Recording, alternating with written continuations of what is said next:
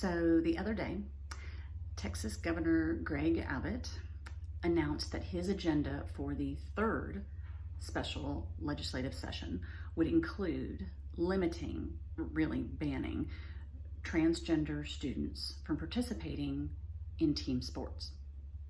Again, it is disheartening and exhausting for people who have fought against the many anti-transgender and anti-LGBTQ bills introduced this year in Texas.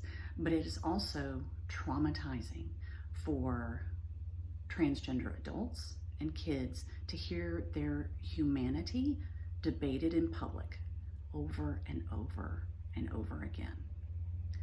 Because really that's what these bills are about. They're not about protecting women's sports.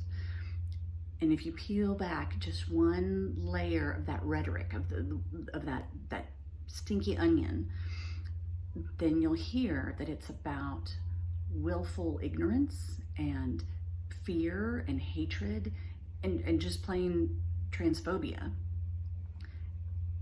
all to make this stinky onion stew of getting conservative votes. And transgender kids are pawns in this horrible game.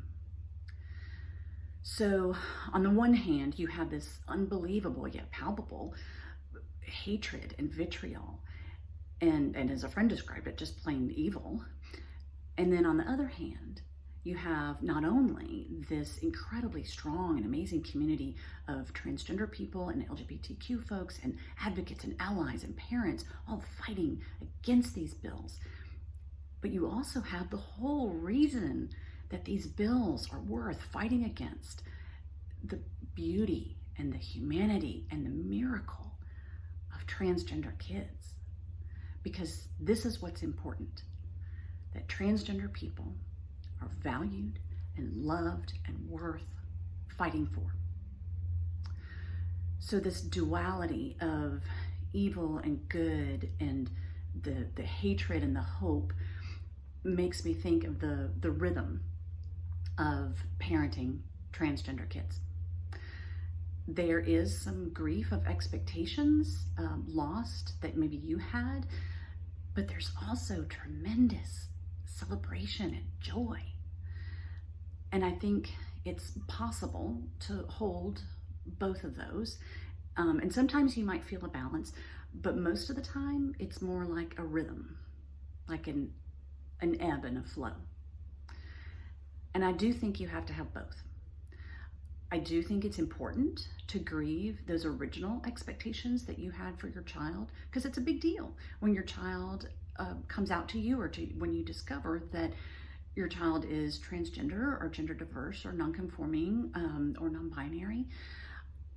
But you can't stay in that grief, because then you don't get to the joy.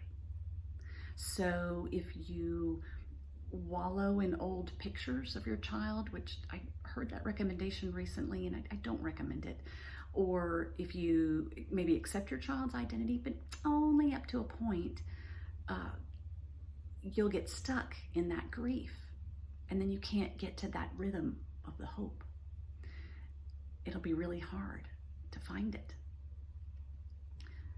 And conversely, you may be in the groove of the hope and the joy, and then get hit out of the blue with a little bit of grief or a little bit of sadness.